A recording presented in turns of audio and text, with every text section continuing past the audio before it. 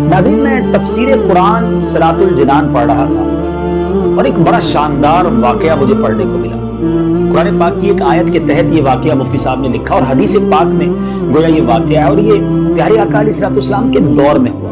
ماجرا یہ تھا کہ ایک شخص جس کا نام تھا ثعلبہ، پیارے آقا علیہ الصلوۃ والسلام کے پاس آیا اور کہتا حضور میرے مال میں برکت کی دعا کر دیں۔ میں اس واقعے کا خلاصہ پیش کر رہا ہوں۔ تو پیارے آقا علیہ الصلوۃ والسلام نے فرمایا اے ثعلبہ، وہ اچھا ہے مال جس پر تم اللہ کا شکر ادا کر سکو، چاہے وہ تھوڑا ہو، اس زیادہ مال سے بہتر ہے جس کا تم شکر ہی ادا نہ کر سکو۔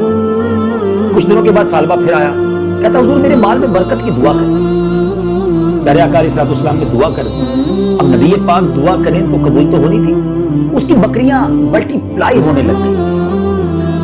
اب اتنی بکریاں ہو گئی کہ مدینہ منورہ میں جگہ ہی نہ بچی جہاں وہ اپنی بکریاں رکھ سکتا۔ وہ اپنی بکریوں کو لے کر شہر سے باہر جنگل میں چلا گیا۔ اچھا، مال تو بڑھ گیا مگر پہلی محرومی اس کو یہ ملی کہ وہ نماز میں نہیں آتا، جماعت میں اور جمعے کی نماز میں بھی نہیں آ سکتا تھا۔ نبی پاک علیہ الصلوۃ والسلام نے پوچھا ثعلبہ کا کیا حال ہے؟ صحابہ کرام نے کہا حضور بہت پیسے ہو گئے، بڑا مال ہو گیا، اتنی بکریاں ہو گئی کہ اب مدینے میں جگہ ہی نہیں رکھنی۔ نبی پاک علیہ الصلوۃ والسلام نے فرمایا ثعلبہ پر افسوس ہے۔ اب نبی پاک نے یہ فرمایا تو there is something wrong۔ اب کیا ہوا؟ اتنی بکریاں بڑھ گئی کہ اب جنگل میں بھی جگہ نہ بچی۔ پیارے آقا علیہ الصلوۃ والسلام نے صحابہ کرام کو آرڈر دیا کہ جاؤ اور لوگوں سے زکوٰۃ وصول کرو۔ صحابہ کرام زکوٰۃ لیتے لیتے ثعلبہ کے پاس پہنچے اور کہا کہ تم نے بھی زکوٰۃ دینی ہے۔ جب اس نے کیلکولیٹ کیا تو زکوٰۃ میں تو بہت ساری بکریاں دینی پڑ جاتی۔ کہتا مجھے تو یہ ٹیکس معلوم ہو رہا ہے، میں بعد میں بتاؤں۔ صحابہ کرام جب ریٹرن بیک ہوئے نبی پاک علیہ الصلوۃ والسلام کی بارگاہ میں، اس سے پہلے کہ وہ بتاتے کہ ثعلبہ نے کیا کہا، نبی پاک نے 2 times، جی ہاں 2 بار فرمایا ثعلبہ پر افسوس ہے۔ اب ثعلبہ کو پتا چلا کہ نبی پاک علیہ الصلوۃ والسلام ناراض ہو گئے۔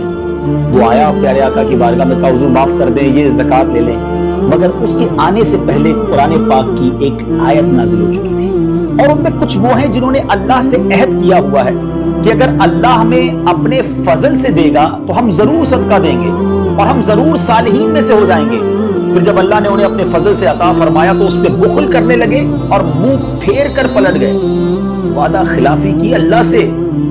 پیارے آقا علیہ الصلوۃ والسلام نے اس کی زکوٰۃ، اس کا مال قبول نہیں کیا، اسے ریٹرن کر دیا۔ اب ثعلبہ سر پر خاک ڈالتا ہوا واپس ہوا۔ پیارے آقا علیہ الصلوۃ والسلام ظاہری طور پر پردہ فرما گئے دنیا سے۔ حضرت ابوبکر صدیق کا دور آیا، ثعلبہ پھر آیا، کہتا حضور میری زکوٰۃ لے لیں۔ حضرت ابوبکر صدیق نے کہا جب نبی پاک نے نہیں لی تو میں کیوں لوں؟ اس کو واپس کر دیا۔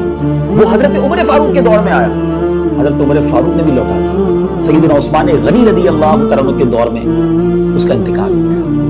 ناظرین، اس واقعے کے بعد قبلہ مفتی قاسم صاحب نے تفسیر قرآن صراط الجنان میں کمال کی باتیں لکھی کہ آج ہم کیا کرتے ہیں؟ دعا کرتے ہیں یا اللہ بس مال دے دے، پھر زکوٰۃ بھی پوری دینی، پھر صدقہ بھی خوب کرنا، پھر میں تیری راہ میں خوب خرچ کروں گا، مسجدیں بھی بناؤں گا۔ ایسا آنے کے بعد سب بھول جاتے ہیں۔ یا اللہ اس مشکل سے نکال دے، بس پھر میں نے نمازیں ہی پڑھنی ہے، نفل ہی پڑھنے ہیں، میں نے صدقہ خیرات ہی کرنی ہے، بس یہ بیماری دور ہو جائے، یہ قرضہ اتر جائے۔ کتنے وعدے کیے زندگی میں، جب وہ کام ہو گئے تو سب بھول گئے۔ غور کیجئے، کہیں ہم یہ والا کام تو نہیں کر رہے جو ثعلبہ نے کیا؟ اور پھر ایسی لعنت ہوتی ہے کہ پھر اس کی زکوٰۃ بھی قبول نہ کی گئی۔ علماء نے اس پر بھی ڈیبیٹ کی ہے کہ کیوں ثعلبہ کی توبہ قبول نہیں ہوئی، ثعلبہ کی زکوٰۃ قبول نہیں کی جاتی تھی۔ تو بتایا گیا کہ ثعلبہ جب بھی پیسے دینے آتا تھا نا، اس ڈر سے آتا تھا کہ لوگ برا بھلا کہہ رہے ہیں مجھے، اتنا برا ہوں میں کہ میری زکوٰۃ ہی قبول نہیں ہو رہی ہے۔ وہ لوگوں کی شرم میں عبادت کرتا تھا، اللہ کے لیے نہیں۔ آج بھی کچھ لوگ ایسے ہیں کہ اس لیے نیکیاں کرتے ہیں، اس لیے حج کرتے ہیں، اس لیے زکوٰۃ دیتے ہیں، اس لیے قربانی کرتے ہیں، بڑے بڑے جانور لاتے ہیں کہ لوگ کیا کہیں گے اگر میں نہیں کروں گا، کنجوس کہیں گے لوگ۔ لوگوں کے لیے عبادت کرنی ہے، پلیز سوچئے، اللہ کے لیے عبادت کریں اور اللہ سے جو وعدہ کرے اسے پورا کریں۔ ہمیں رب نے بہت کچھ دیا ہے، جو دیا ہے نبی پاک نے وہ جملہ یاد رکھیے گا کہ وہ تھوڑا اچھا ہے جس کا تم شکر ادا کر سکو، اس زیادہ سے جس کا شکر بھی ادا نہ کر سکو۔ آخری بات کہہ کر گفتگو ختم کرتا ہوں کہ ایک بڑا پیارا کوسچن کیا گیا کہ ہمیں کیسے پتا چلے کہ یہ نعمت ہے جو ہمیں اللہ نے عطا کی ہے یا یہ ہماری آزمائش ہے۔